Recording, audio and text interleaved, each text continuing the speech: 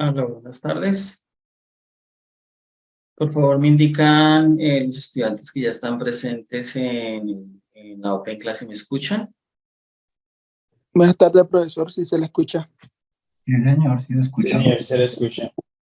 Ok, bien, entonces vamos a dar inicio a la Open Class del curso de desarrollo de software orientado a objetos para el NRC 50311. Por favor, antes de continuar, solicito, si ustedes revisan en la parte superior derecha, debe aparecer el usuario con el que ustedes ingresaron. Entonces automáticamente pues aparece ahí mi nombre por razones de que ustedes deben de cambiar el nombre y ubicar el nombre de ustedes, por lo menos el primer nombre y el apellido. Entonces por favor hacemos ese ejercicio. En la parte superior derecha van a encontrar el usuario con el que ingresaron. Hay unos puntos suspensivos, hacen clic sobre ellos, hacen clic luego sobre la opción cambiar nombre y ahí ingresan su nombre. Son tan amables. Bien, Ángel de Alba ya lo hizo. Por favor, los demás. Henry Rivera.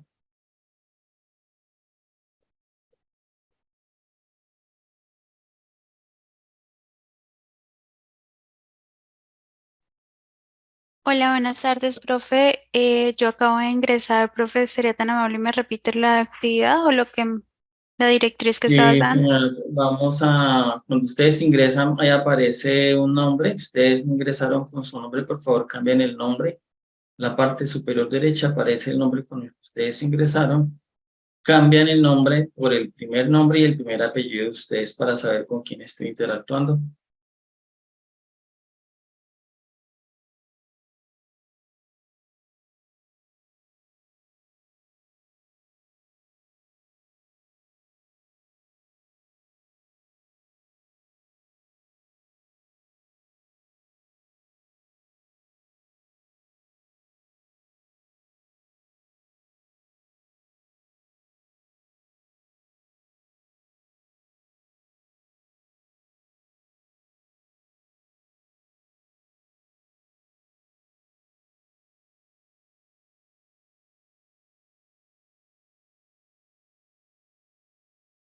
Bien, entonces tenemos presente a Carlos Medina, Henry, José Manuel, Lady y Ángel de Alba. Los demás, por favor, hacemos el ejercicio, es tan amable. Siempre vamos a hacer ese procedimiento, cambiamos el nombre para saber con qué estudiante es el que está ingresando a la Open Class.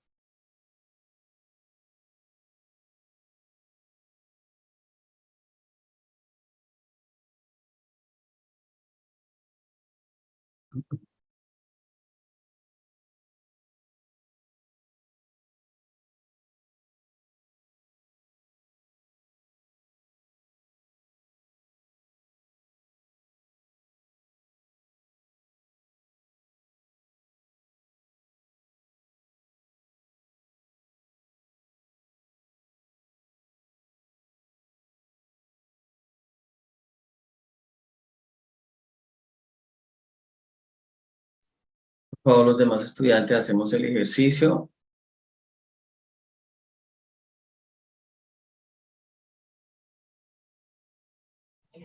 Buenas tardes, profe. Yo no hizo por dónde.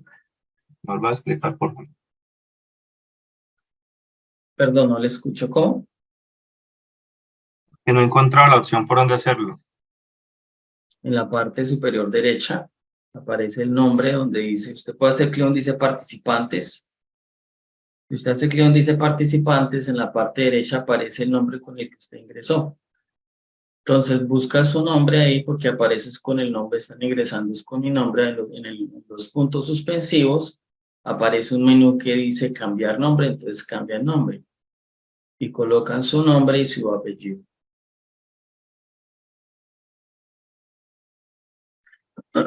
Listo, profe, gracias.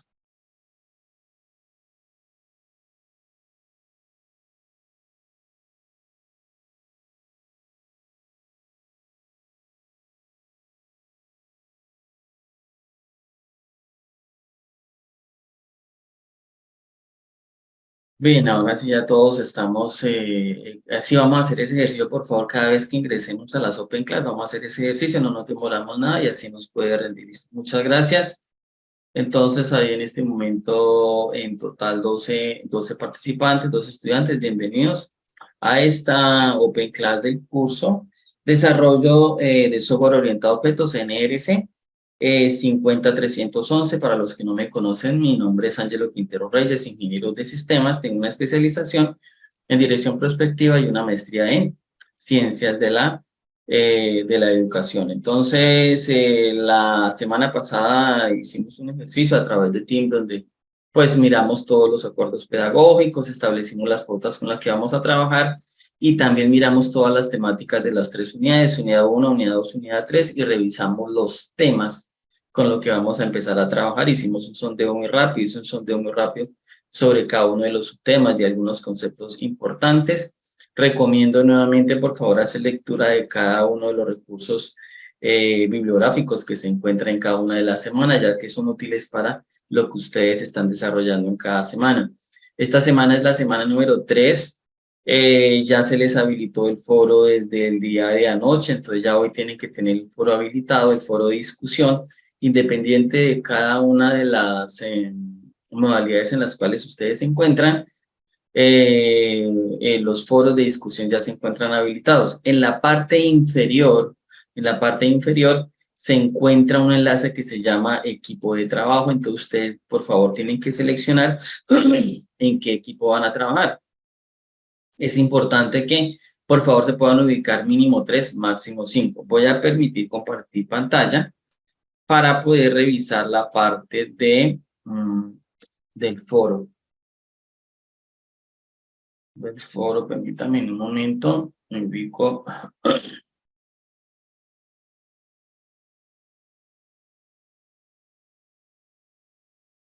Bien, entonces aquí estoy compartiendo pantalla. Por favor, me indica si ya están observando la pantalla.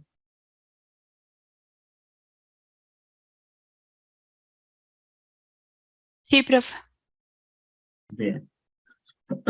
Entonces, ya en la semana 3, ya estamos hablando que en programación orientada a objetos tenemos que hacer mucho énfasis en la parte de UML. Yo insistía mucho en la Open Class pasada, que ese Unified Modeling Language no es un lenguaje de programación, sino es un lenguaje modelado que es estándar, que es unificado.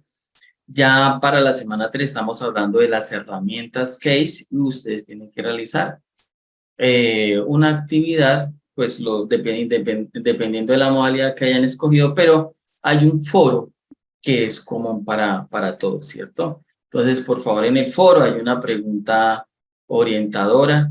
Estamos hablando que el foro de discusión se llama herramienta case, donde el estudiante responderá preguntas en el foro de discusión sobre las herramientas case con el objetivo de controlar las técnicas de programación orientada a objetos utilizando una herramienta de modelado y un lenguaje de programación orientado a objetos. La herramienta de modelado con la que vamos a trabajar se llama UML, y para UML existen muchas herramientas en las cuales podemos trabajar, como DIA, como StarUML, como Lucidchart, como Draw.io. Yo tengo algunas herramientas que les voy a aconsejar en las cuales ustedes pueden fácilmente hacer el modelado de cada uno de los diagramas.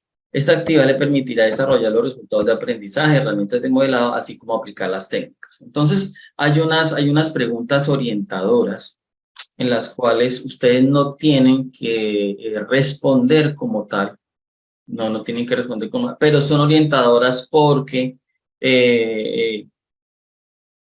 debemos primero mirar esas preguntas para luego entrar en el foro como tal. Dice, ¿cuáles son las herramientas disponibles para asistir a la programación en lenguajes de programación orientada a objetos como Java y como C++? Existen muchos otros lenguajes. Ahorita hay un lenguaje, el cual ustedes ya habrán por lo menos conocido el nombre, que se llama Python. Es un lenguaje muy versátil, pues un lenguaje transversal que realmente pues digamos, ha trascendido en muchas áreas, sobre todo en la parte científica y del análisis exploratorio de datos. Entonces también es importante que ustedes puedan de pronto en internet mirar esa parte de Python. Entonces, ¿cuáles son esas herramientas disponibles? O sea, ¿qué herramientas hay? ¿Qué lenguajes hay para programar a través de Java, C++ y por qué no Python, ¿no? ¿Cuál es la importancia del uso de las herramientas Case? Porque realmente las herramientas Case tiene un significado relacionado con herramientas de software asistida por computador, donde a través de esas herramientas que pueden ser en línea o de escritorio, yo puedo hacer diagramación, porque lo más importante, también como observábamos en la Open Class pasada, hay unos pasos para desarrollo de software que empiezan con el análisis de el problema como tal.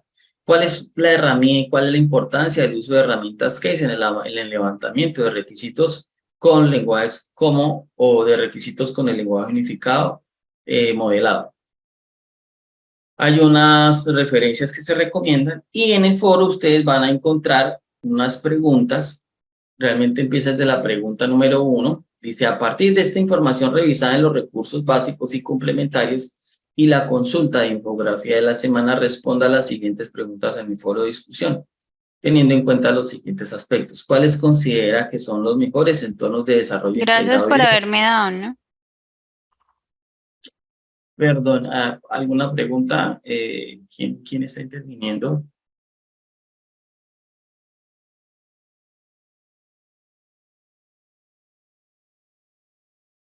¿Aló?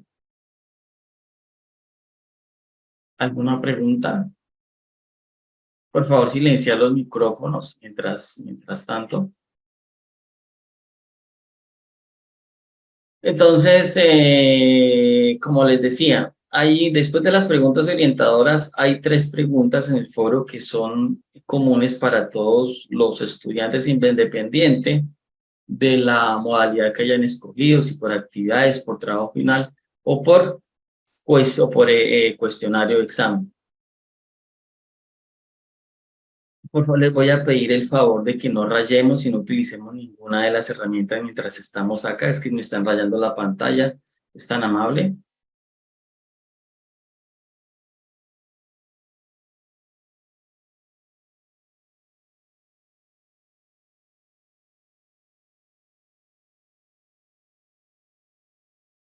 Si no, no podemos avanzar. Dice, a partir de la información revisada en los recursos básicos y complementarios y la consulta de la infografía, responda a las siguientes preguntas. ¿Cuáles considera son los mejores entornos de desarrollo ID para trabajar con Java y C++?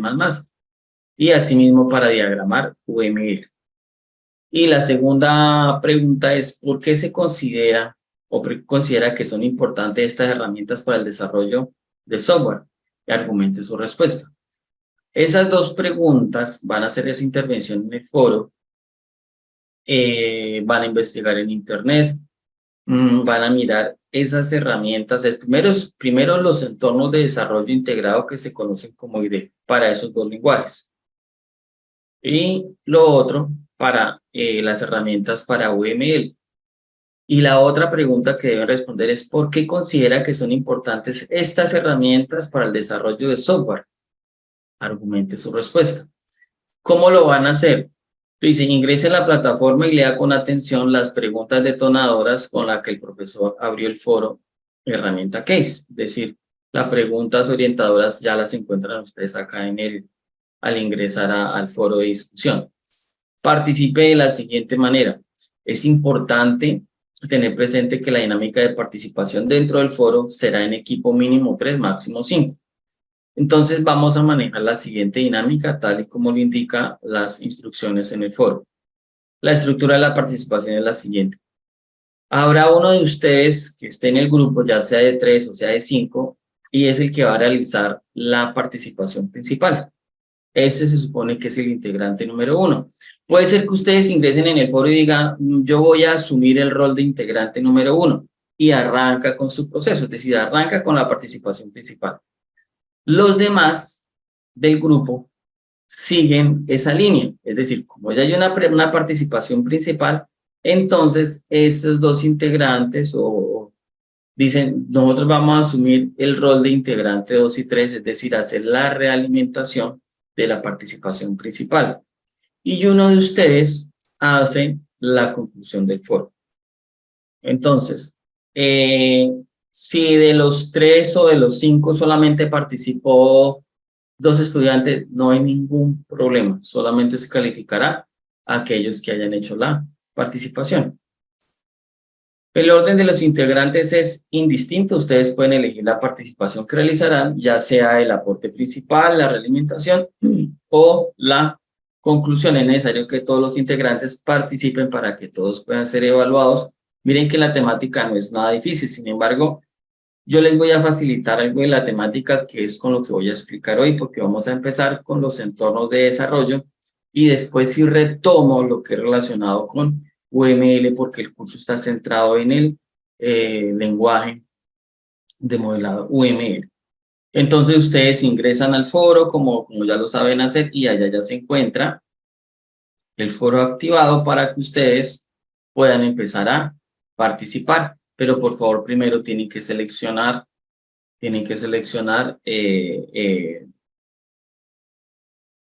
el grupo en el que van a participar. En la parte de abajo dice equipos de trabajo, entonces por favor hagan esa selección. Entonces en la parte inferior, cuando ustedes ingresan al curso, van a encontrar esa opción. Listo, voy a dejar de compartir pantalla y voy a compartir ahora. Permítanme un momento.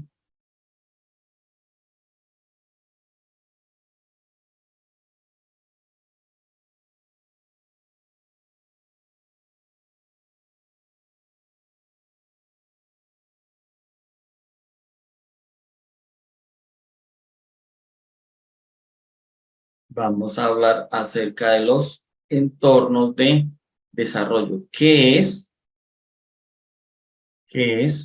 Y Profe, alguien en el chat está comentando.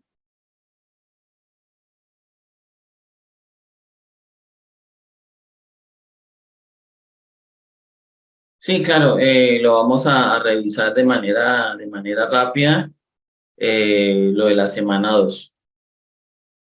Pero primero vamos a trabajar para que queden de una vez en relación con acerca de los IDEs. Y ahorita hablamos, me acuerdan, y miramos qué es lo de la semana 2. Entonces,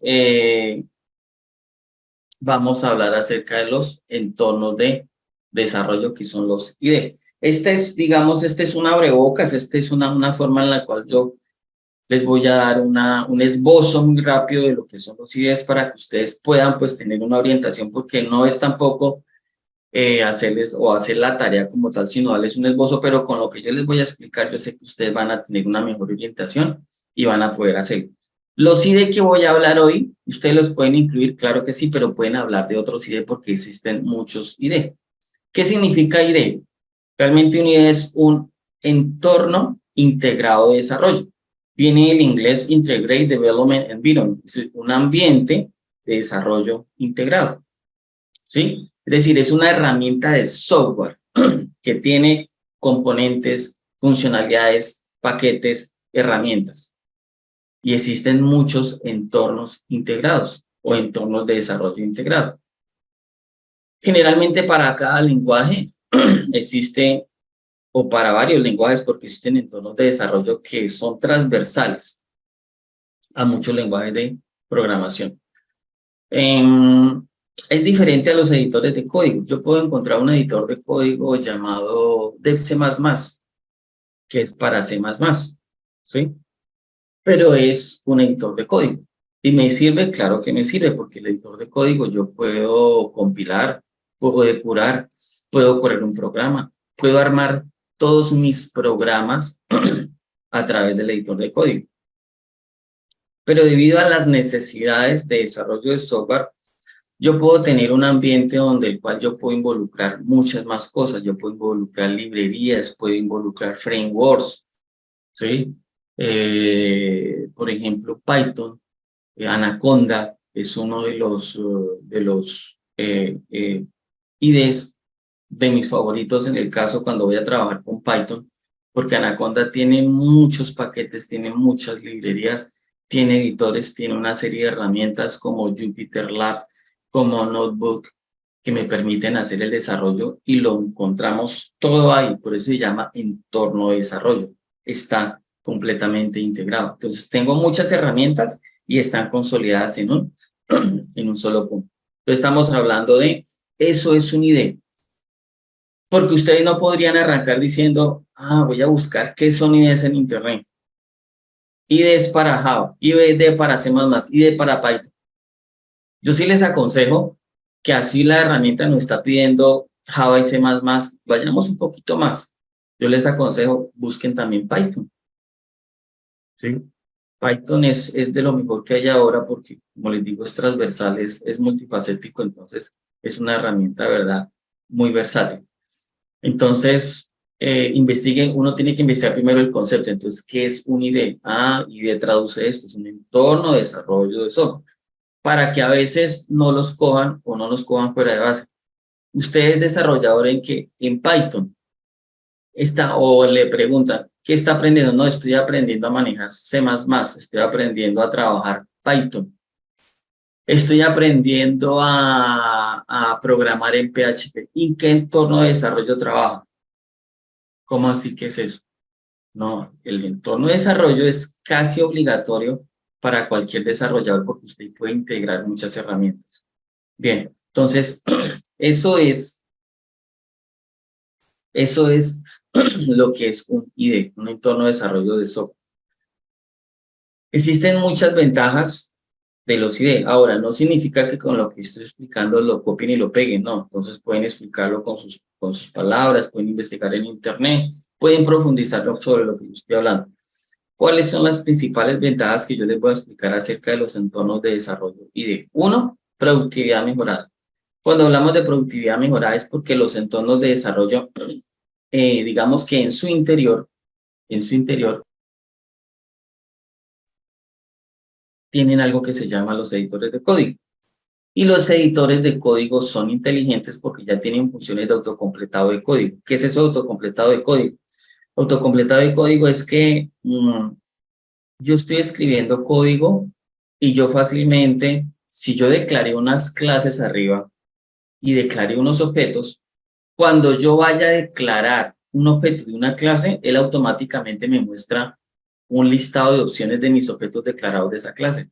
¡Qué útil! Ya no tengo que volver a escribir ese objeto. O cuando declaré una serie de variables del mismo tipo, por ejemplo, char, carácter tipo entero, tipo flotante, o declaré unas estructuras como arreglos. Entonces, él empieza a almacenar eso en la memoria y me sirve como autocompletado de código. Además, me resalta la sintaxis. ¿Qué significa sintaxis? Cuando yo declaro una clase o cuando yo dentro de un método utilizo un while, un for, un if, un switch, pues la sintaxis de todo programa, él se resalta. Significa que está escribiendo bien. Yo escribo while mientras b es igual a 0, se supone que el while debe quedar resaltado. Mientras b igual a 0, no debe quedar resaltado. Significa que por lo menos ya estoy escribiendo bien uno de los comandos de funciones repetitivas. Pero si yo escribo mal el while con doble L, él va a entender el núcleo del compilador que de pronto es una variable, porque es que ese while con doble L ya él no lo tiene almacenado como parte de la sintaxis del programa, sino como una variable más. Entonces, es por eso que ahora funcionan así los editores de código. Entre más inteligente sea, digámoslo así, tiene más autocompletado, ¿sí? Y ahorita vamos a mirar lo que se llama refactorización, porque ahorita la refactorización ha tomado mucho auge para los desarrolladores de software. Entonces, una de las características y de la importancia del IDE son es la productividad mejorada. Otra cosa está orientada en relación a la depuración eficiente y a la gestión de proyectos. ¿Sí? Cuando hablamos de depuración, es cuando estamos en la preetapa de compilación. En la clase, en la Open Class pasada también hablábamos algo de si sabían que era compilar, si se sabía que era correr un programa, cuál era la diferencia entre compilar y correr. Entonces, la depuración es que ese tipo de ideas me ayudan a mí a encontrar los errores mucho más fáciles y mucho más rápidos. Porque cuando yo depuro, él me muestra todas las líneas de código en las cuales hay errores. Y me muestra una ayuda pues en la parte inferior o ahí mismo me dice la ayuda dice que hay un error al final o un error porque hay una variable declarada o porque el ámbito no está dentro del ámbito. Entonces uno uno ya empieza a familiarizarse con los errores. De hecho, cuando uno empieza a programar, uno también tiene que empezar a familiarizarse con los errores que uno comete más, porque casi siempre uno declara variables y cuando las va a nombrar, les coloca otro nombre, un nombre parecido, se equivocan, entonces ahí están los detalles. ¿Sí? Lo otro es la gestión de proyectos. Cuando hablamos de IDEs, porque estamos hablando de grandes proyectos, donde yo puedo gestionar mis proyectos a través de archivos separados, a través de proyectos separados. Yo le puedo hacer seguimiento a los archivos, le puedo hacer seguimiento a esas dependencias de los archivos por proyecto. Inclusive yo puedo tener versiones del proyecto. Y para tener versiones del proyecto yo puedo trabajar con lo que se está trabajando ahora, que es el GitHub, ¿sí? Que es una herramienta súper valiosísima, súper valiosísima. Por ejemplo, si uno trabaja con JupyterLab y dentro de JupyterLab yo puedo crear un notebook y yo a través del notebook puedo crear libros electrónicos tipo página web donde yo comparto mi código y otros programadores pueden ver cómo estoy desarrollando mi código y puedo combinar varias cosas, el código con texto, con imágenes, y puedo hacer libros computacionales. Se le conoce como libros computacionales. Entonces puedo hacer una mezcla de varias cosas que era algo que no se podía hacer antes. Otra de las ventajas, mire que aquí les estoy ayudando mucho con la tarea, mucho con la parte de lo que es el foro temático, la integración con herramientas externas. Una de las cosas por las cuales se trabaja IDE es porque yo puedo integrar con otras herramientas populares, ¿sí? Es decir, yo trabajo un entorno IDE porque yo puedo también interactuar con otros IDEs, o puedo exportar ese tipo, puedo generar documentación también, puedo administrar mis paquetes dentro de ese IDE y puedo exportarla a archivos que sean leídos en otras plataformas. Entonces, allá les expliqué 4 características importantes de las cuales ustedes pueden aprovechar para la interacción de esta semana en los grupos de trabajo. Hay un valor agregado que les quiero dar y es una palabra que se llama refactorización. La refactorización tiene que ver con la reestructuración. Y la refactorización realmente depende de un concepto que parte de la factorización cuando hablamos en álgebra o y trigonometría. Tiene que ver con eso, porque cuando uno factoriza, uno busca eliminar elementos comunes dentro de la ecuación. ¿Sí? Así pasa con el código. La refactorización me ayuda a mí a reestructurar, a eliminar, a dividir, a simplificar mi código sin que se cambie la funcionalidad. Ahora, si yo lo que quiero es buscar que mi software, que mi programa ya cambie de objetivo, ya no se llama refactorización. ¿Sí? Ya eso no se llama refactorización. Pero si yo lo que quiero es depurar porque mi código lo estoy viendo demasiado extenso y hay unas cosas que se repiten. Cuando yo trabajo C++ o Python, dentro de algunos lenguajes de los que yo trabajo, con los muchachos y revisamos pues para estudiantes ya de quinto, sexto semestre, de cuarto, miro que empiezan a redundar en mucho código, empiezan a repetir código, empiezan a repetir cuando yo puedo realmente simplificar ese código. Entonces, el solo hecho de yo simplificar el código, eliminar un código que se está repitiendo, o de pronto variables que no estoy utilizando, ahí estoy trabajando la refactorización, porque la refactorización me ayuda a mejorar la calidad del código, porque realmente es que uno hace código es para un cliente, o hace código para uno mismo, para un proyecto, o hace código para inclusive otro desarrollador, cuando se trabaja en equipo, ¿sí? Entonces, si yo hago código, pues mi código tiene que ser de calidad, porque hasta en el código tenemos que mirar métricas de calidad, ¿sí? La calidad del software, y la calidad del software tiene que pasar por un proceso. Entonces, cuando yo hago refactorización, simplifico y digo, este es mi código final, pues a eso se le llama factorización. Ejemplos de refactorización de código. Entonces, ¿qué era lo que yo les estaba diciendo ahora? Sino que les voy a explicar un poco más. Renombrar variables, funciones o clases. Cuando miremos qué es una clase, que espero hoy alcancemos a mirar qué significa una clase, qué significa un objeto, por lo menos dejar definido qué es una clase, porque ya en la semana pasada tuvieron que haber hecho lecturas sobre qué es una clase y qué son objetos, pero nos tiene que quedar claro qué es eso, Yo a veces tengo que renombrar variables, tengo que corregirlas. Saber que una clase siempre yo tengo que identificarla en singular, no en plural. Los objetos sí pueden ser en plural. Que las funciones siempre tienen que empezar con un verbo, porque las funciones son los métodos, es la forma como actúa una clase o un objeto. Las variables, yo no puedo nunca, hay técnicas para nombrar variables. Una variable no puede empezar con un número, siempre debe empezar, pues, puede empezar con un símbolo o con una letra. O si coloco compuestas, puedo utilizar una metodología que se llama camel case, o bueno.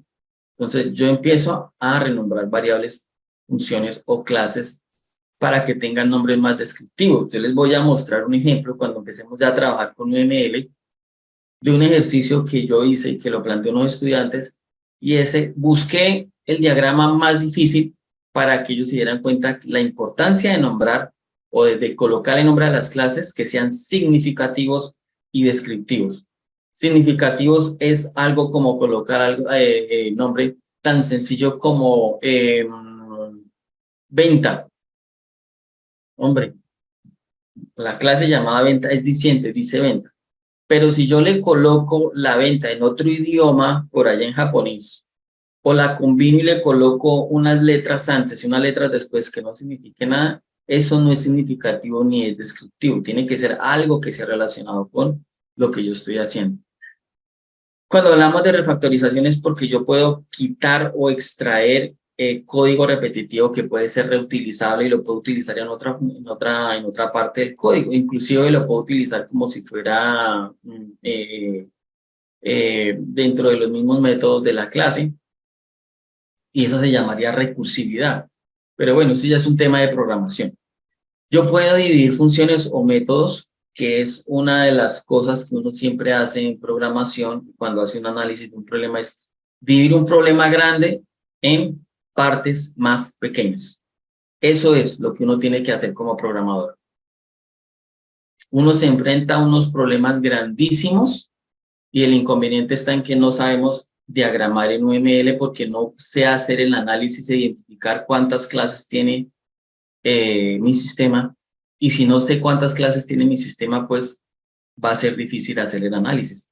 Pero si yo sé qué significa una clase y la identifico correctamente, pues ya tengo un problema bastante ampliado, resuelto dentro del sistema como tal.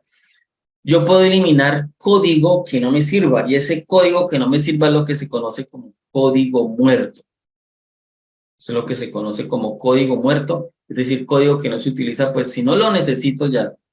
Si yo lo hice por allá al inicio cuando empecé a programar ese proyecto, y realmente con la depuración de errores, verificación de módulos y toda los filtros que le he hecho a mi programa, pues yo lo que puedo hacer es eliminar código. Digo, no, realmente este código ya no lo necesito, esta clase se me está repitiendo mucho, pues tiene realmente características muy similares a otra, realmente ya no la necesito, elimino código, y es lo que se conoce como eliminar código muerto o inalcanzable, porque realmente nunca lo voy a utilizar.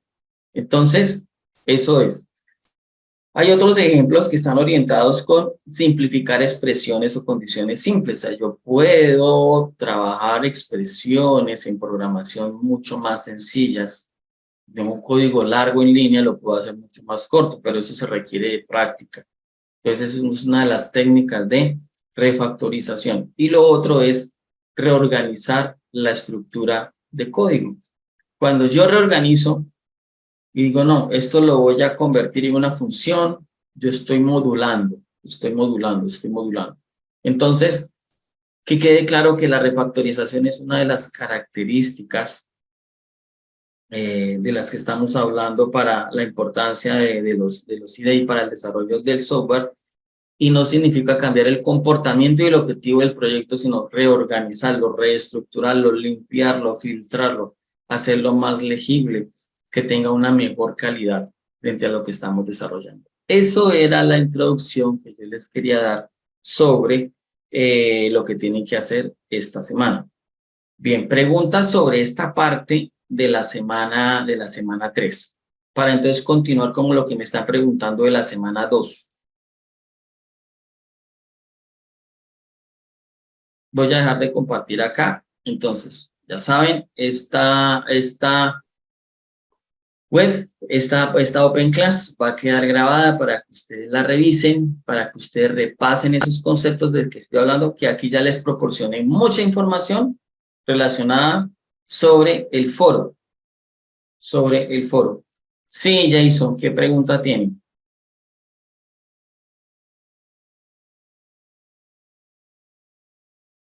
Ustedes los hacen como ustedes quieran. Ustedes ingresan en la parte de abajo y seleccionan donde dice equipos de trabajo y ustedes mismos seleccionan en qué grupo quieren. Ahí están los equipos de trabajo, el 1, el 2, 3, 4, 5, 10, 11. Ya aparecen los nombres y aparece el número de los integrantes. Usted aleatoriamente dice, no, me quiero hacer en este y ya. No se preocupen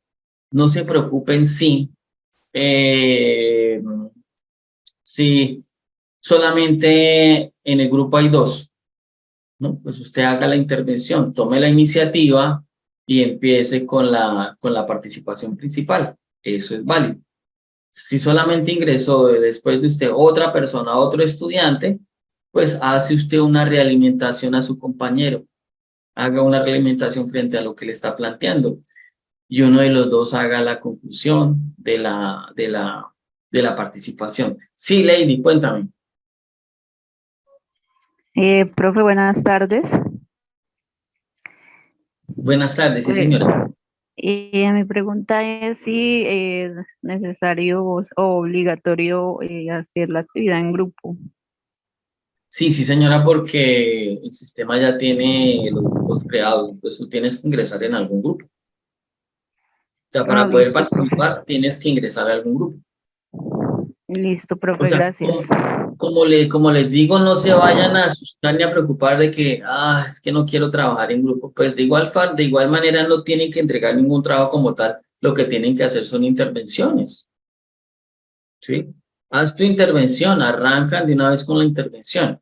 Si hubo algún compañero que se lanzó como integrante para la participación principal, pues entonces realimentenlo a él.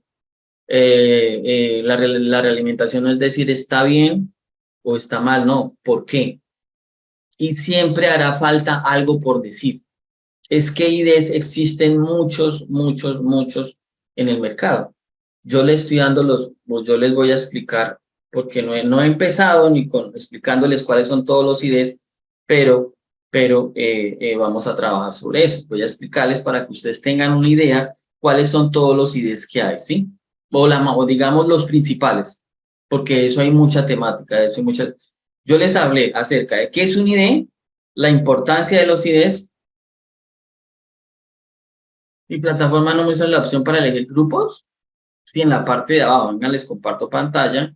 Si no, Profe, a mí tampoco. De pronto a vos te aparece, pero a mí no y por lo visto a mis compañeros tampoco. Profe, yo sí sé dónde es porque ya me he unido a grupos de las materias pasadas y de las otras materias, pero en este específico no está la opción por ninguna parte. Sí. ya les indico. Perdón.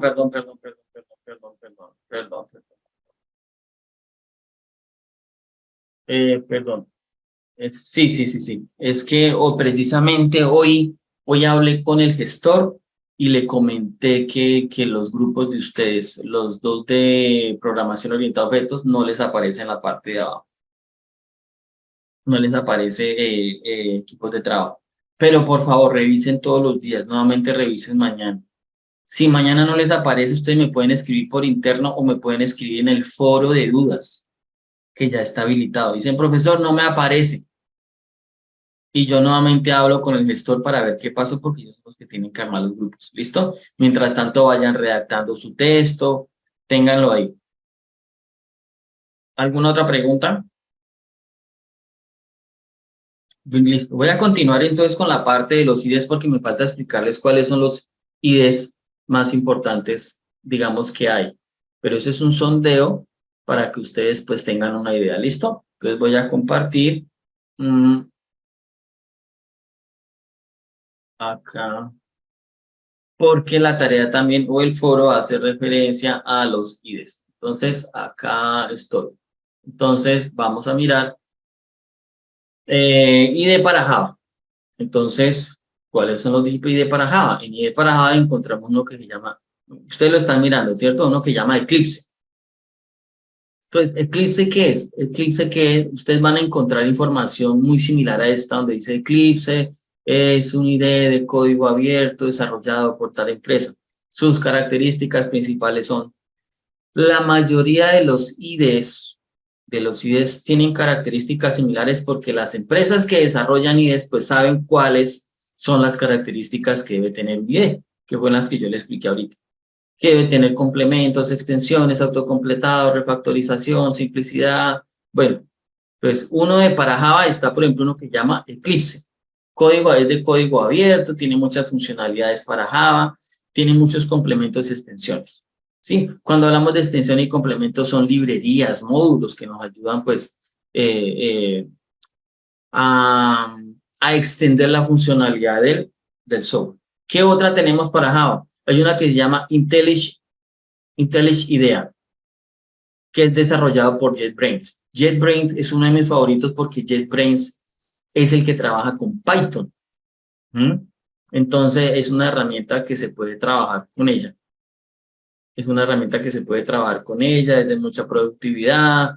Entonces, tiene completado automático, que era lo que yo les hablaba, depuración y herramientas de refactorización. Entonces, ese es otro IDE. Así es como ustedes tienen que intervenir. Ustedes intervenir, mire, para IDE de Java encontré los siguientes, y ustedes empiezan a explicarlos, y de pronto ustedes dentro de esa redacción, ustedes dicen, considero que este sería mucho mejor para trabajar en este lenguaje, como para que ustedes se hagan una idea. Pero hoy les voy a dar IDEs de Java, de C++ y de Python, porque uno no se debe quedar como ingenieros de sistemas solamente con lo que digamos, digamos, uno debe siempre complementar o ir más allá. Entonces, pues voy a mirar Python, voy a mirar otro lenguaje, ¿sí? Entonces, pues, lo pueden hacer de esa manera. NetBeans, que es uno de los más conocidos, que es de código abierto desarrollado por Apache. Apache es uno de los módulos que se encuentra dentro de AppServe, que es una suite que me permite a mí de manera local yo poder simular un servidor local. El servidor Apache es el servidor web para poder mirar páginas. Entonces viene con MySQL, que es la base de datos. Viene con PHP para desarrollo de software en la web.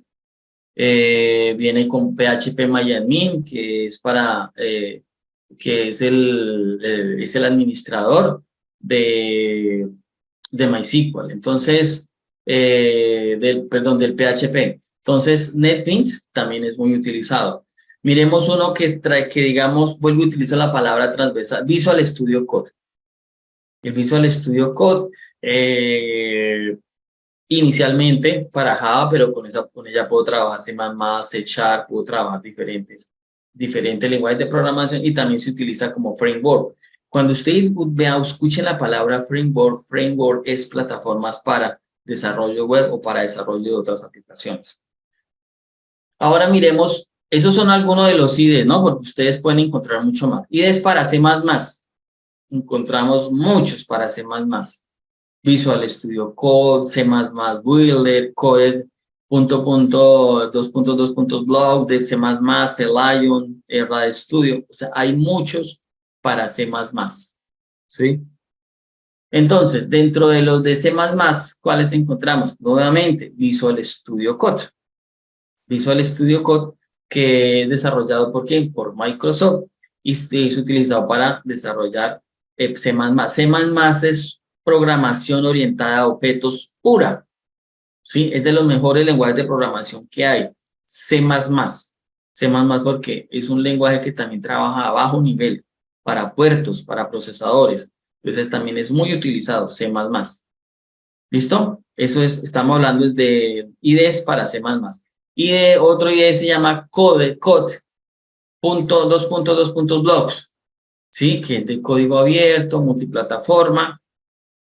Obviamente se utiliza para C++, tiene una interfaz muy sencilla y todas las funciones que yo puedo encontrar dentro de un IDE. ¿sí? Especialmente como editores de código y demás. Entonces ya llevamos Visual Studio Code y CodeBlocks. Hay otro que se llama Eclipse.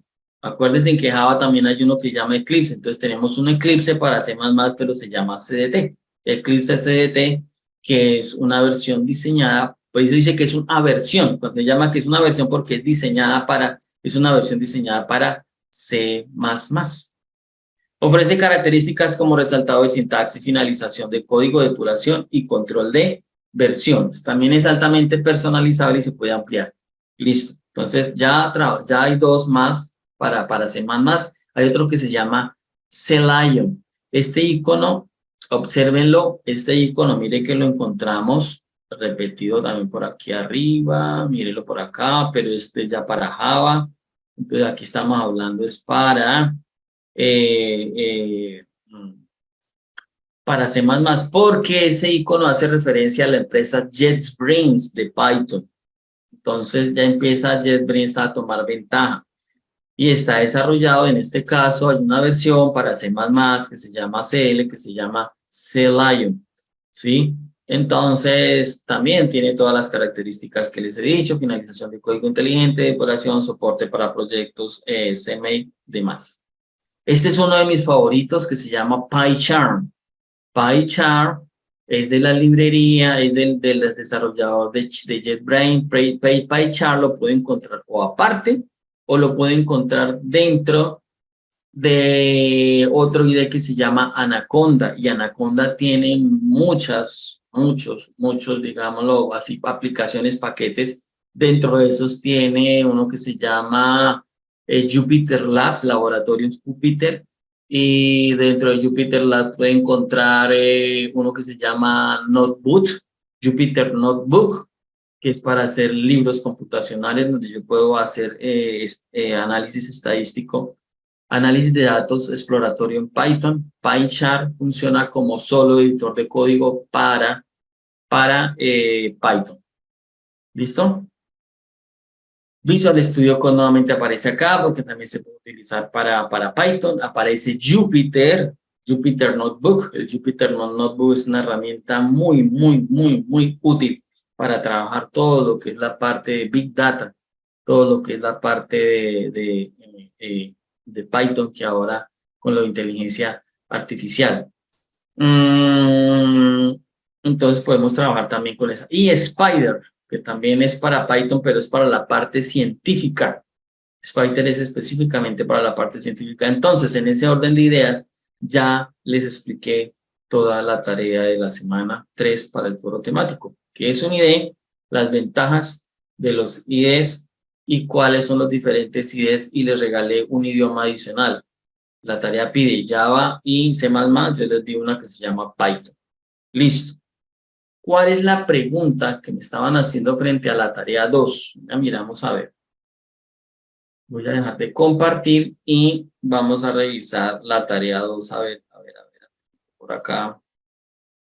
A ver si alguien por ahí, para que si tienen la pregunta puntual para la semana 2. Semana 2. El estudiante que me hizo la pregunta, si tiene la pregunta Profe, para la semana 2. yo no tengo una pregunta puntual porque estoy en modalidad de examen, solo que todavía no lo he hecho porque estaba esperando que hubiera como, no sé, una explicación sobre el tema o algo así. Aunque ya yo hice los recursos, sin embargo, como no tuvimos esa clase. Es que no le escucho, pero. ¿Cómo?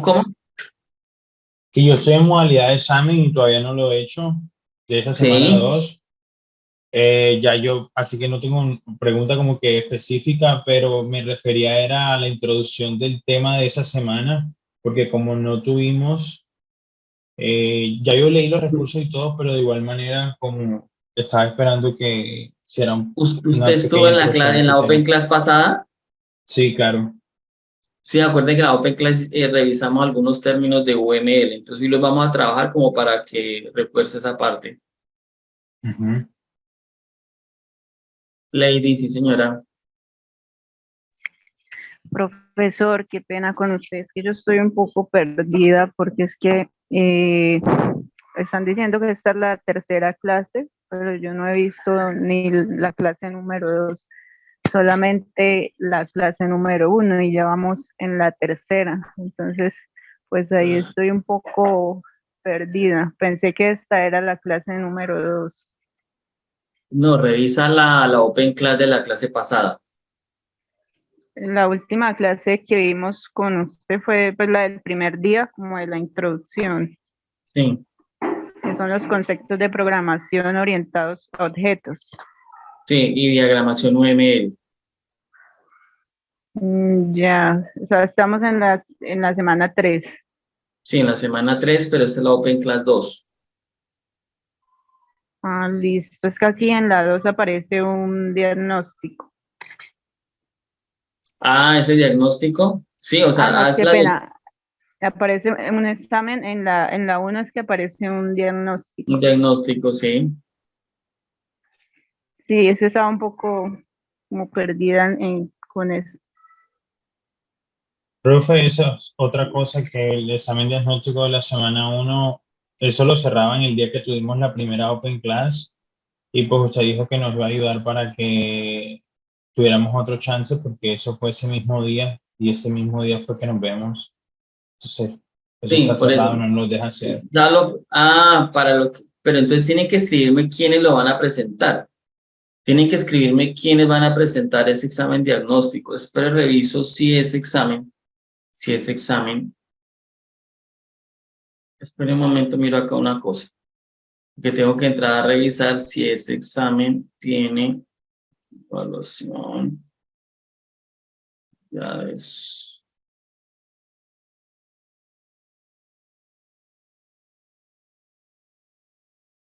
Bueno, es que el examen diagnóstico sí le da unos puntos extra. Entonces, bueno, como esa se cerró, los que estén interesados en, los que estén interesados en presentar el examen diagnóstico tienen que escribirme para que me autoricen, o sea, es decir, para saber a cuánto les extiendo ese examen diagnóstico, ¿listo? Y les doy unos días para eso. ¿Sí Profe, queda ya claro? por todos, pues también teniendo pues como la justificación de que la primera clase no se pudo hacer pues por temas de la universidad, porque pues no había docente, no sé. Sí, por eso, pero tienen que escribirme los que estén interesados eh, eh, eh, en presentar ese examen diagnóstico para saber quiénes lo van a presentar para poder habilitarlo. Ustedes me escriben y yo se los habilito. Porque me toca habilitarlo estudiante por estudiante. ¿Listo? ¿Sí queda Listo, claro? profe. Exacto. Entonces me escriben por internet y me dicen, profe, haga un favor, habilíteme el examen diagnóstico y yo les doy unos días para eso. ¿Listo? Por eso no hay ningún inconveniente. ¿Sí queda claro? Sí, señor. Sí, señor. Bueno, entonces vamos ya para poder revisar. La temática que vamos a trabajar ahorita, que es de UML, es una temática que es, digámoslo, transversal también y voy a hablar acerca de la parte teórica, porque son los conceptos que que le pueden aparecer también en los exámenes, sobre todo por acá hay algunos estudiantes que escogieron entonces la modalidad por examen, entonces les puede ayudar bastante. Pero si ustedes revisan las infografías, si hacen las actividades que dicen de afianzamiento, ahí hay muchas cosas que le pueden servir para eso. ¿Listo? Vamos a revisar la parte de UML.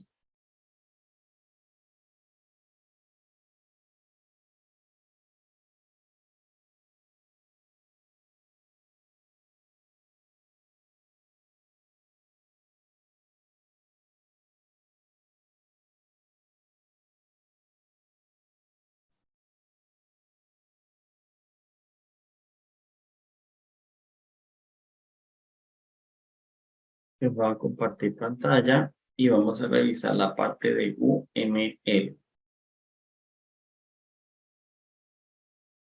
voy a hablarles de una manera muy rápida esta parte introductoria. Esta parte introductoria, porque es historia. Simplemente aquí lo que quiero, digamos, explicarles y que entiendan es que tuvo que pasar por una serie de procesos cuando hablamos de UML, que es lenguaje modelado unificado. Eso es lo que traduce, lenguaje modelado unificado, que no es un lenguaje de programación, ¿no? Estamos hablando de un lenguaje que antes de base, o sea, estamos hablando desde los 50, había un gran problema y era porque no se ponían de acuerdo en cómo diagramar para aquellos programadores de orientación a objetos que programaban en esa técnica. Entonces se habla que había uno que se llamaba Grady Boch, había uno que trabajaba con técnicas de modelamiento de objetos y cada uno le había colocado un nombre. Entonces eran muy dispersas esas técnicas relacionadas con métodos para diagramar como tal.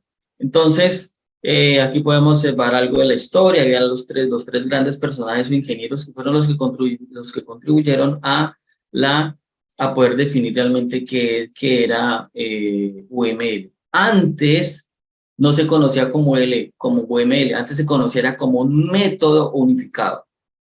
Unified Method.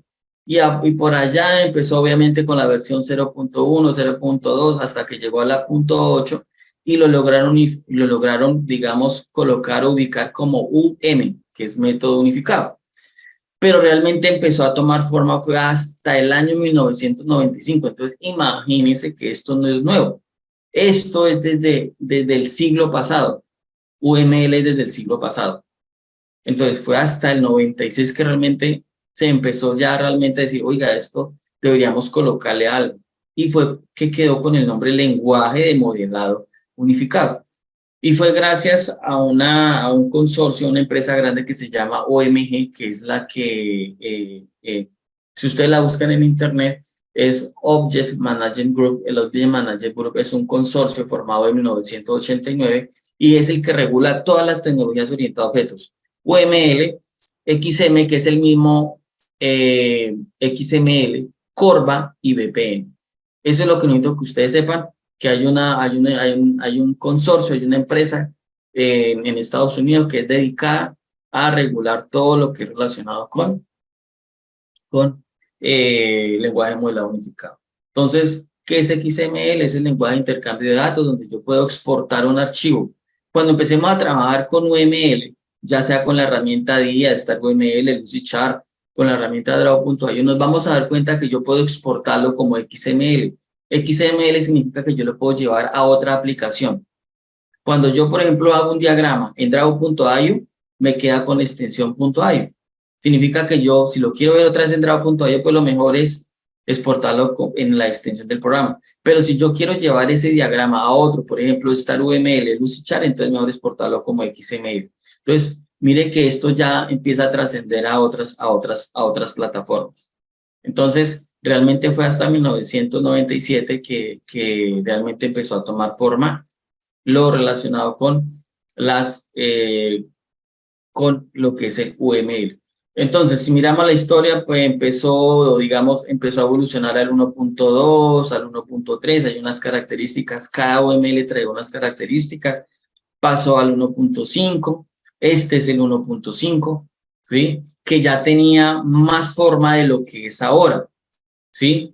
Entonces, luego pasó en el año 2001 al UML2, luego pasó al 2.1, que fue en el 2007, luego en el 2010, ya está acercándose a esta fecha, del 2.3, luego el 2011 al 2.41, y las versiones, la última versión es la 2.5, que fue lanzada en octubre del 2012.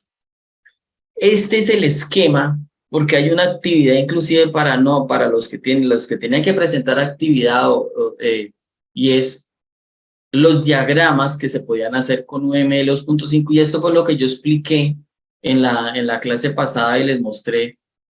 Aquí lo utilizo con una flecha. Los dos diagramas básicos que yo puedo hacer en UML Entonces de ahí se me desprenden todos los diagramas que yo puedo hacer con UML.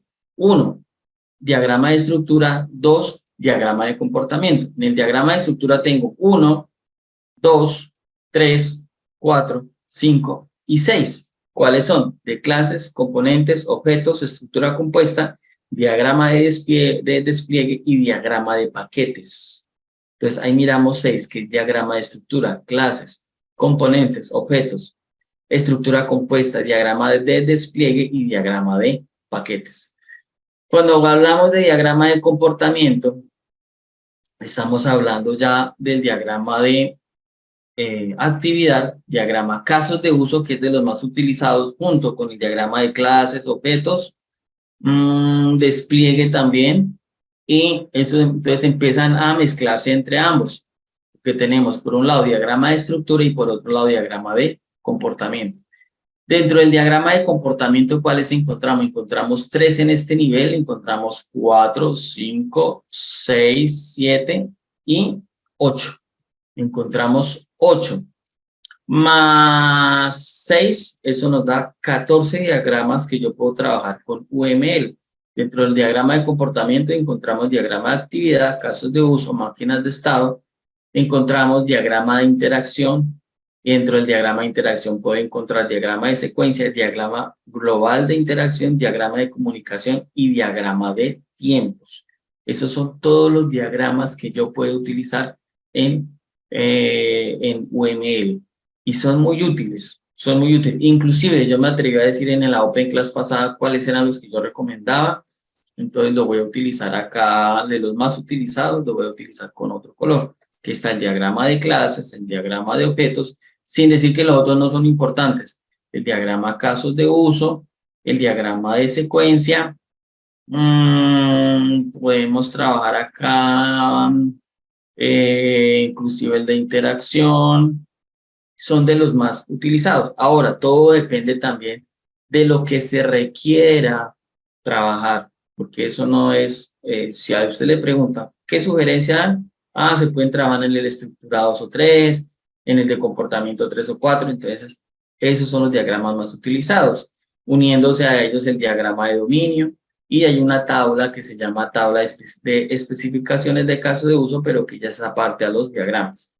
Hay una pregunta que también les puede salir a los que están presentando examen, y es, ¿cuál es el bloque de construcción en UML? Entonces les van a decir las clases, los objetos o los diagramas. El bloque de construcción en un diagrama, en UML son los diagramas, mientras que el bloque de construcción base en programación orientada a objetos son los objetos y las clases, pero realmente son el diagrama de construcción son los objetos en una herramienta o en un lenguaje de programación orientada a objetos, mientras que en UML el bloque de construcción son los diagramas. Esto es un bloque de construcción, esto, porque es que esos diagramas tienen diferentes cosas, o tienen casos de uso, o tienen clases, o tienen objetos, o tienen paquetes, o tienen mensajes, ¿sí? Entonces un diagrama es mucho más complejo. Entonces UML se basa en diagramas, no se basa en objetos ni clases, porque es que clases y objetos son diagramas de UML. Por eso es que si alguien contestó o alguien contestara a clase y objeto, entonces queda mal esa respuesta. ¿Listo? Entonces, continúo.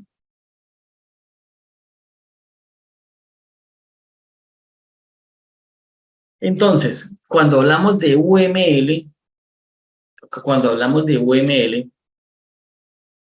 la forma de representar las clases, las relaciones entre esas clases en el lenguaje de modelado unificado se llaman diagramas de clases, porque digamos que esa es la base también cuando trabajamos uno de los diagramas, que es el diagrama de clases.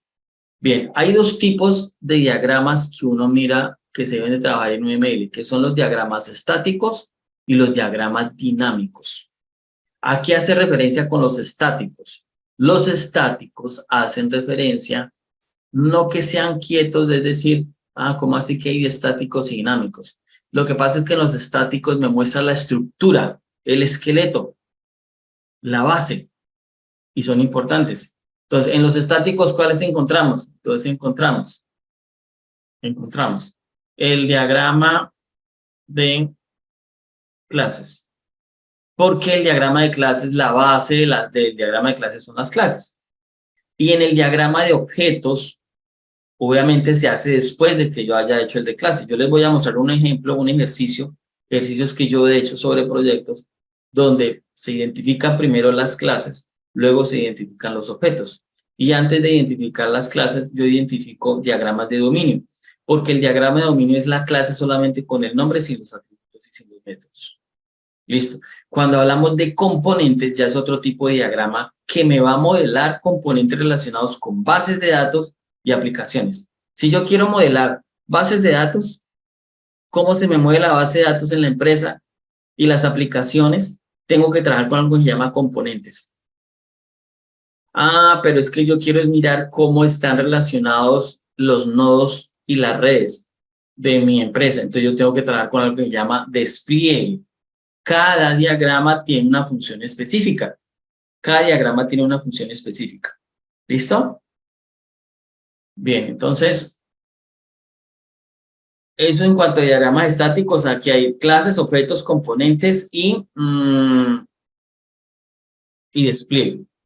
Luego siguen los dinámicos. Los dinámicos, ya como su nombre lo indica, los dinámicos muestra movimiento entre los componentes de esos diagramas. Ejemplo, están los casos de uso.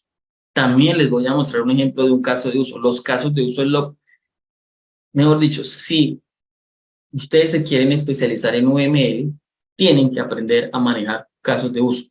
Es más, el caso de uso, usted lo puede hacer a la par con el diagrama de clases o lo debe hacer primero para entender, si yo tengo estas relaciones de las funciones y métodos y mensajes en mi organización, entonces yo puedo identificar mejor las clases si hago el diagrama de casos de uso, aunque no necesariamente es así, pero es una forma que yo aconsejo. Se puede empezar con su diagrama de clases y después hacer el de casos de uso. Pero yo siempre arranco con casos de uso para mirar las relaciones principales entre actores con casos de uso y tener una mejor idea de las clases. Hay uno muy bonito que se llama secuencia. Toma trabajo hacerlo, pero es importante hacerlo, porque el diagrama de secuencia me muestra los tiempos y me muestra aún la vida de cada uno de los objetos, los pasos de mensajes, cómo se relacionan entre ellos. Y el de colaboración ya tiene que ver es cómo se comunican o cómo se interactúan los objetos dentro de ese diagrama. Tenemos en los dinámicos también el de estados, que el de estado es algo muy complejo porque el diagrama de estados combina objetos, casos de uso, operaciones, etcétera. Y tenemos el de actividades porque las actividades modelan el comportamiento de los casos de uso. Ahora, yo quiero decirles lo siguiente. Vuelvo y les digo, antes de continuar, hago un paréntesis acá. Si alguien de pronto tuvo problemas con presentar una actividad, yo le puedo extender el plazo. Si alguien tuvo algún inconveniente con presentar un cuestionario, me escribe y yo le extiendo el plazo. ¿Sí? Si tienen preguntas frente a las preguntas que les hago en un cuestionario, me contactan, me escriben por la mensajería interna del curso y les aclaro esas dudas que tengan. También van a haber unas monitorías que se va a realizar 1 hora y esa monitoría no es una open class, sino son preguntas puntuales que ustedes me hacen sobre el tema que estamos trabajando. Entonces, en eso voy a empezar a trabajar, pero por favor yo necesito que me escriban. Los que, si mañana no pueden ingresar a uno de los grupos de equipos de trabajo, me escriben. Igual, los que necesitan que les extienda el examen diagnóstico, me escriben. Para actividades igual. Entonces, Profe, señora, disculpa, profe, lo que pasa es que te quería comentar algo con respecto a lo que dijiste ahora. Lo que pasa es que estaba hablando con Ana, la persona que nos hace acompañamiento, y ella me estaba diciendo que era decisión tuya el hecho de que hiciéramos grupo o no, porque ya el sistema nos acepta si queremos hacer grupo individual, me decía ella. Que la decisión era del profe y pues ya lo habláramos contigo para saber si de pronto los que necesitamos hacer grupo individual, tú no lo No, porque es que permites. no es grupo individual, es grupo O sea, individual. pues ella me decía, o sea, hacerse a una persona sola, obviamente. No, por eso les digo, o sea, o sea, la orientación que yo recibí es mínimo 3, máximo 5. Vamos a trabajar así. Mínimo 3, máximo 5.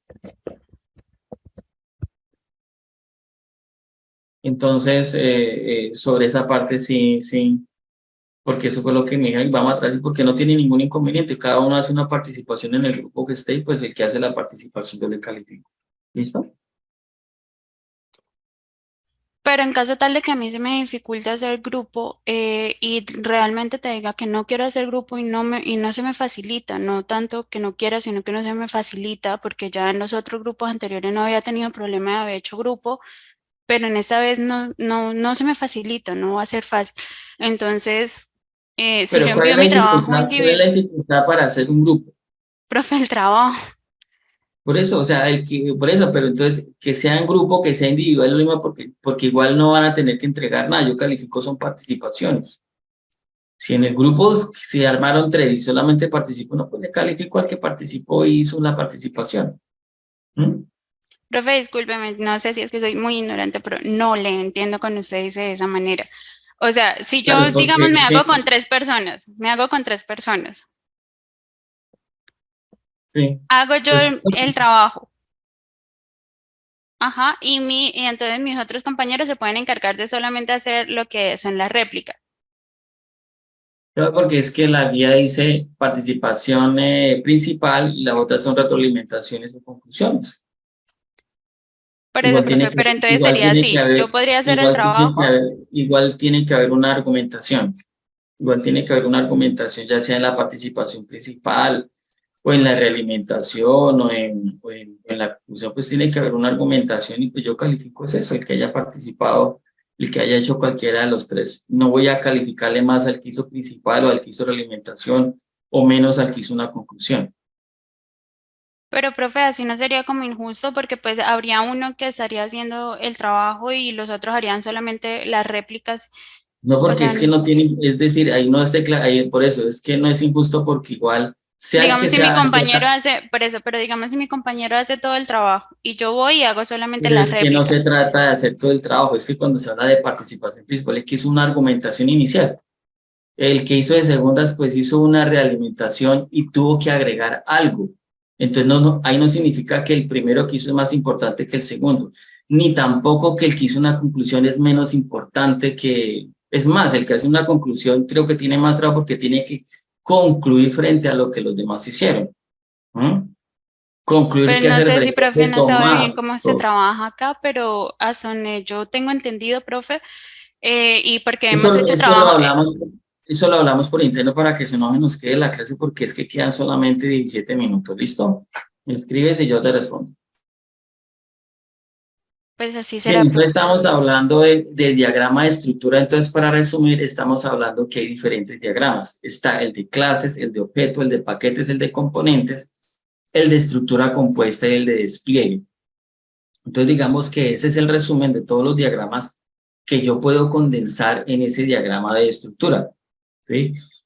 Cuando hablamos de estructura, hablamos de diagramas de clases. Entonces, en el diagrama de clases, digamos que es uno de los básicos, por eso yo lo he nombrado varias veces, porque un análisis en una empresa, cuando yo trabajo ML, arranca o el diagrama de clases o arranca de casos de uso. Entonces, cualquiera de los dos puede utilizar, inclusive se pueden trabajar los dos, pero el de clases es base porque el de clases me está dándome una idea de cómo está organizada toda la organización. En UML se conoce eso como sujeto, ¿listo? Entonces, el diagrama de clases está conformado por varias clases. Un diagrama de clases no puede ser una sola clase. Un diagrama de clases es un conjunto de clases. Un diagrama de clases yo lo consigo con más de 2 clases porque ya me estoy dando cuenta que hay una interacción y hay una dinámica, a pesar de que es de estructura y es un diagrama estático, estamos hablando de diagrama de clases porque está conformado por esas clases. Y las clases, para ya entrar en materia también en lo que es la parte de qué es una clase, qué es un objeto, estamos hablando que una clase tiene atributos, tiene operaciones y tiene relaciones. Entonces, una clase tiene eso, tiene, digámoslo, dentro de ese diagrama, tiene un nombre, tiene unos atributos, tiene unas operaciones o unos métodos y tiene unas relaciones porque siempre la clase va a estar relacionada con alguien más.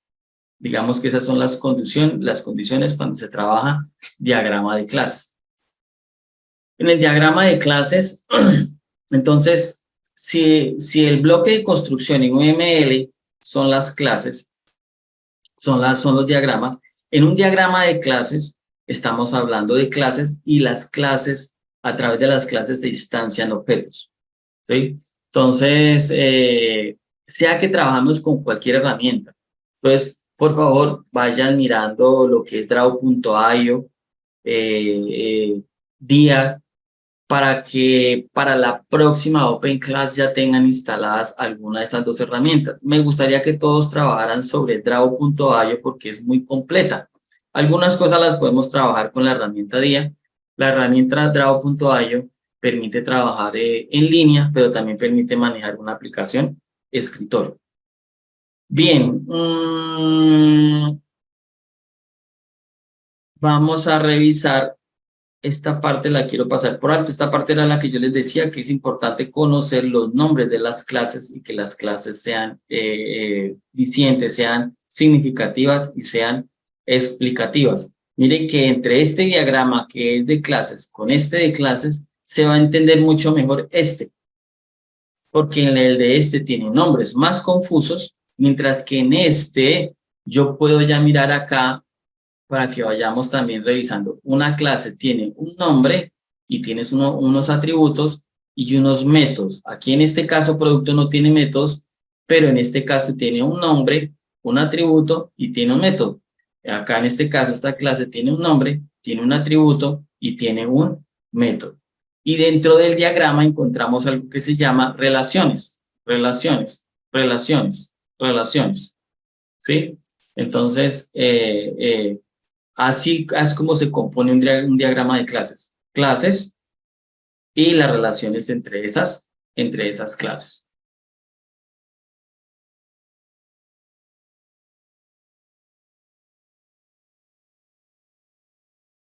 Y voy a pasar a la parte de definición de lo que es una clase. Entonces, en programación orientada a objetos, una clase es una plantilla o un modelo. Estamos hablando que es lo que me define a mí, qué es lo que yo quiero construir dentro de mi diagrama, dentro de la organización.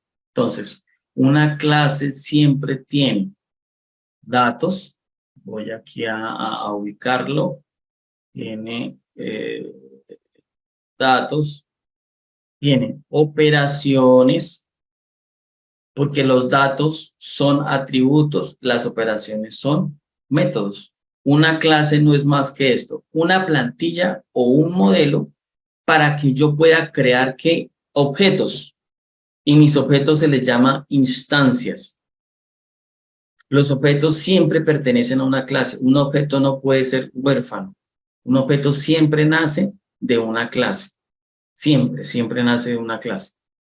Entonces, en resumen, una clase se compone de tres partes. Un nombre que va en singular, unos atributos que me definen las características y unos métodos.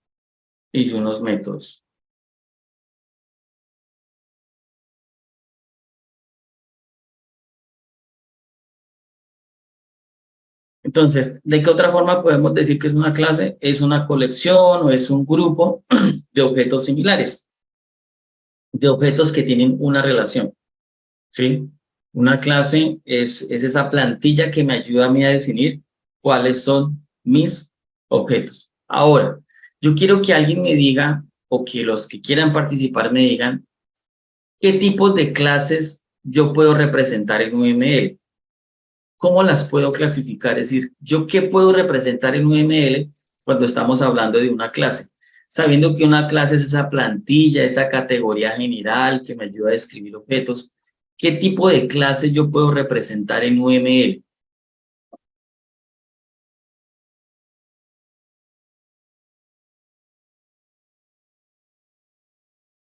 A ver, escucho ideas, opiniones.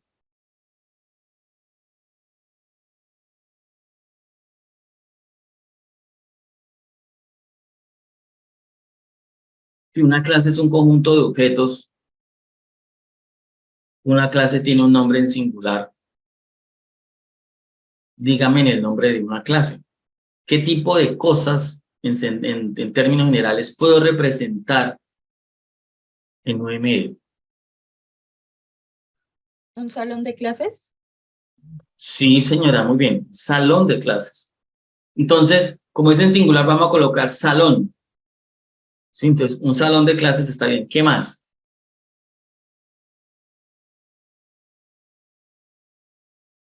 Porque además del salón de clases va a tener un nombre, va a tener unas características. Del salón de clases yo puedo derivar otras cosas. A ver, más ideas, más. ¿Qué ¿Pupitres? tipo de clase? ¿O pupitre? Sí, muy bien. Porque del salón de clases yo puedo representar objetos. Inclusive el pupitre yo lo puedo colocar como una clase, una subclase, y de la subclase puedo representar objetos. Ahora, fuera del salón de clases, ¿qué otra cosa puedo representar en términos generales? Materias. Sí, sí, señor, materias. Ahora, Profe, algo diferente a la parte de salón de clases y materias. Sí, señora. ¿se puede representar una persona como tal? Exacto, sí, señora. Para allá donde yo. Ya estamos empezando a identificar cosas. Yo puedo identificar personas. Sí, señora. ¿Qué tipo de personas puedo representar? Todas las que ustedes se le vengan a la mente. Profesor, estudiante, de la parte académica, rector. Vayámonos para otro lado. A ver, más ideas. Entonces, lo general me gustó. Personas. De personas yo puedo sacar muchas clases, dependiendo de la organización. En un banco, ¿qué tipo de personas puedo representar? A ver, ideas. A ver, participemos todos. Es el que cajero, administrador, Muy bien, cajero. Gerente. El gerente, ¿quién más? gerente, Listo, ¿qué más? El administrador, ¿qué Jefe. más? ¿Quién más? usuarios. ¿Usuarios? Sí, señora. Listo, ahora que alguien me dé el nombre, yo ya di el nombre, alguien dijo clase, yo dije banco. Ahora alguien que me diga otra institución. Ya podemos representar personas, puedo representar instituciones, ¿cierto? ¿Qué otra cosa puedo representar?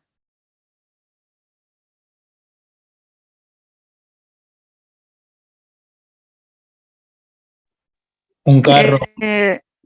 Vehículos, sí, puedo representar cosas, muy bien. Carro, vehículos. Puedo representar personas, puedo representar instituciones, puedo representar, bueno, personas, instituciones, cosas inanimadas, carros, sí, señor. ¿Qué más?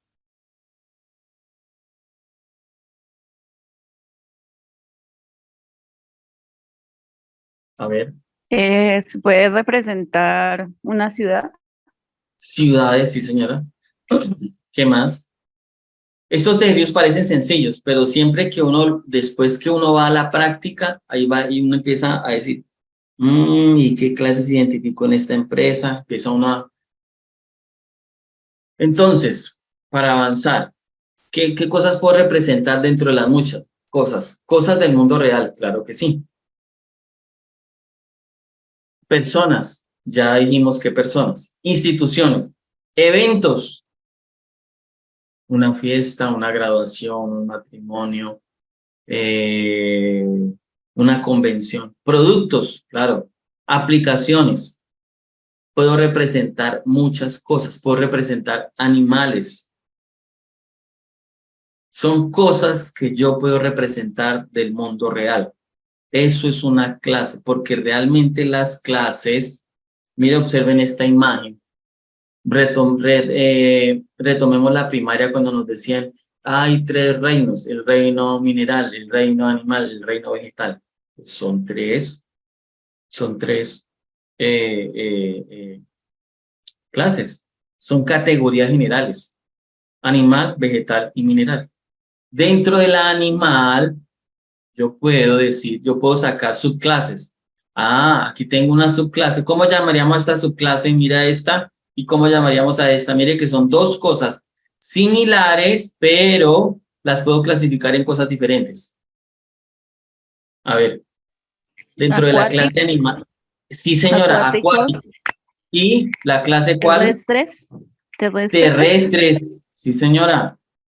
Mire que de la clase animal salieron dos subclases, acuáticos y terrestres.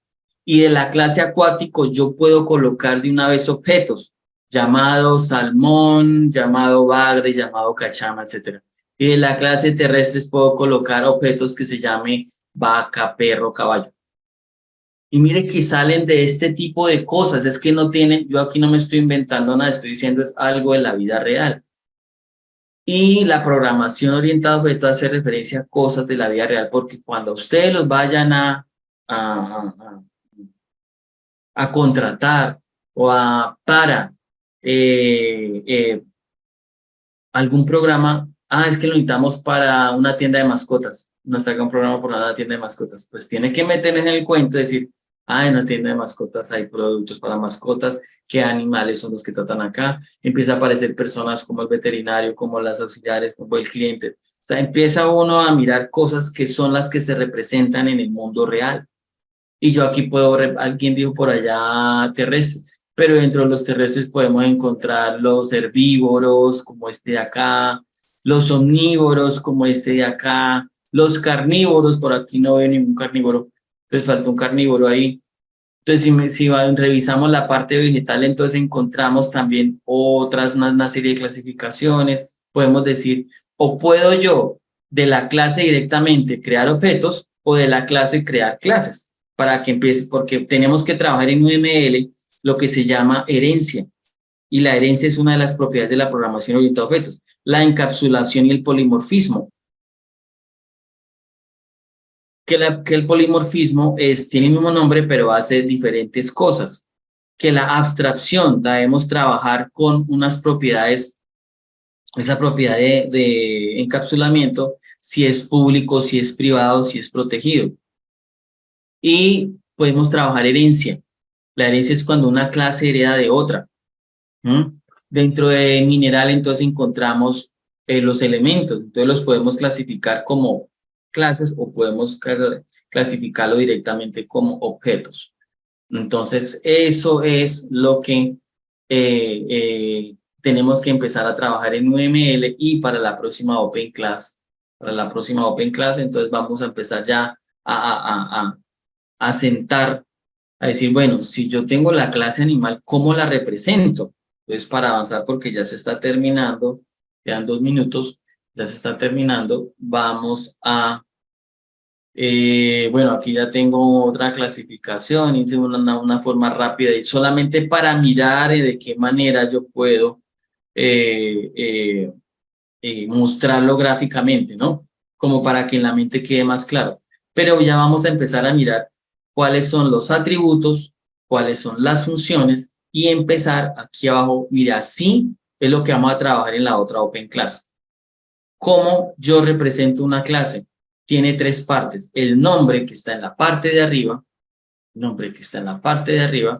con la primera letra en mayúscula y en singular, y estos son los atributos. Entonces ustedes me van a tener que decir qué es un atributo. ¿Y por qué le coloco el signo menos? Porque a esto también se le puede colocar el signo más o se le puede colocar el signo almohadilla. Y estos son los métodos o las operaciones que yo puedo representar. Y todo esto yo lo represento en UML. Y eso es lo que se conoce como clase. La clase coche o la clase vehículo tiene una marca, un modelo y una puerta. Y tiene unos métodos que es arrancar, acelerar, frenar y apagar. Y esto de acá, esto que estoy colocando acá, que lo voy a colocar en rojo, debe tener, perdón, lo voy a colocar en rojo con una flecha. Esto de acá tiene algunas características en común. Cuando yo dije arrancar, acelerar, frenar y apagar, hace referencia a algo que es muy diferente a lo que está aquí arriba. Entonces, el UML parte de algo tan sencillo como el de la cotidianidad, y tenemos que empezar como a agilizar más en la mente. Puedo definir más clases porque les voy a colocar ejercicios para que me digan, enumérenme 3 o 4 clases y de cada clase me va a decir atributos y me va a decir métodos. Entonces, rápidamente yo tengo que identificarlos en mi mente, para cuando yo les coloque un ejercicio de una empresa, podamos entre todos llegar a esto que está aquí arriba. Llegar a esto que está aquí arriba. Esto que está aquí arriba, que también lo pasé largo porque no les puedo explicar eso todavía porque no hemos llegado allá. Esto que está arriba, esto que está acá. Que ya lo que dice ingrediente, esto se llama producto, esto se llama máquina, esto se llama depósito moneda, esto se llama depósito monedas. Ya hay unas clases que tienen unas características y unos métodos. Y ahora después miramos qué son estas flechas que están acá. ¿Qué son estas flechas que están aquí? ¿Listo? Entonces, muchachos, quedamos así. Yo les voy entonces a grabar la Open Class. La Open Class queda grabada ahí en el espacio Open Class. Sin embargo, también se la voy a publicar en el foro de dudas. ¿Listo? ¿Queda claro?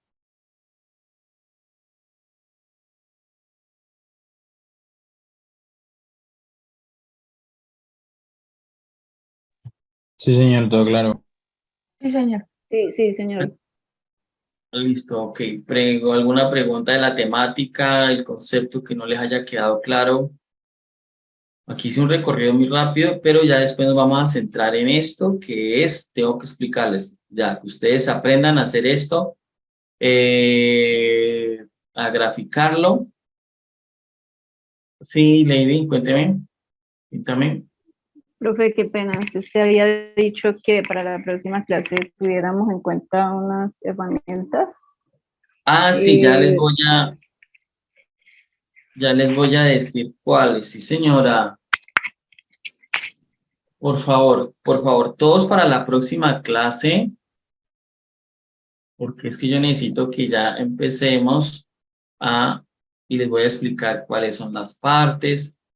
Ya les voy a compartir. Se llama, voy a compartir aquí en pantalla, sí señora.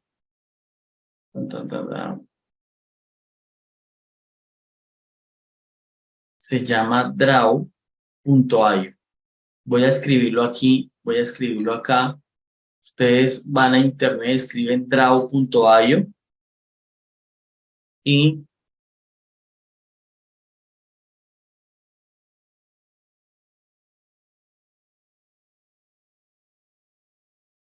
mire, Draw, lo hago más grande. Existe la versión en línea y la versión de escritorio.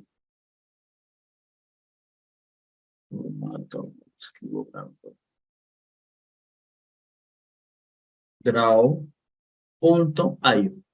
Así. Draw.io. De dibujar. Draw.io. Para que tomen nota ya. Draw.io. O .io. Parece que se pronuncia en inglés así. Draw.io. Draw de dibujar.io. Es una herramienta muy completa. Es una herramienta muy completa. Y en la parte de abajo, miren, observemos aquí, lo voy aquí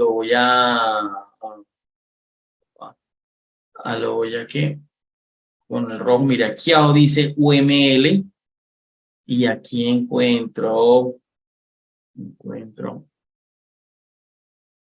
todo lo que yo puedo hacer. Mire, si yo hago clic acá, fácil, mire, él me lleva y él ya me hace la clase. Yo solamente tengo es que venir aquí y colocarle el nombre. O esta que está acá. Mire, el nombre, los campos y los métodos. Nombres, campos y métodos. Y ya empiezo aquí a dibujar mis clases. Ya lo más difícil es el análisis, muchachos, porque es lo que nos corresponde a nosotros como ingenieros, hacer el análisis. ¿Mm? Entonces, quedamos de esa manera, muchachos, ya son las 7:05, entonces la Open Class quedará grabada. Seguimos entonces en contacto. ¿Listo? Entonces, Bravo.ayo, por favor, para que la tengan lista para la próxima clase.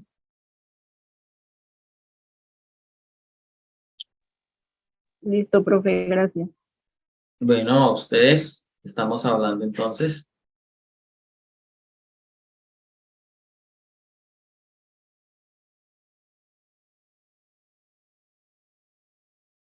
Profe, muchas gracias. Sí, señor, que esté muy bien. Hasta luego. Hasta luego. Consulta.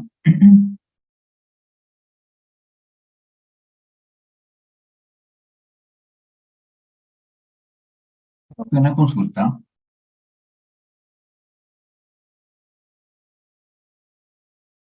¿Quién habla, perdón? Henry Rivera. Sí, señor. Profe, pues yo desarrollé las dos oportunidades de examen, pero digamos que hay varias cositas que se presentaron hoy. Pero como el examen se venció hoy, ¿se puede repetir o ya con la nota que nos fuimos? Escríbame por mensajería interna y yo reviso si en plataforma lo puedo hacer y yo con gusto le extiendo el tiempo. Le doy otra oportunidad.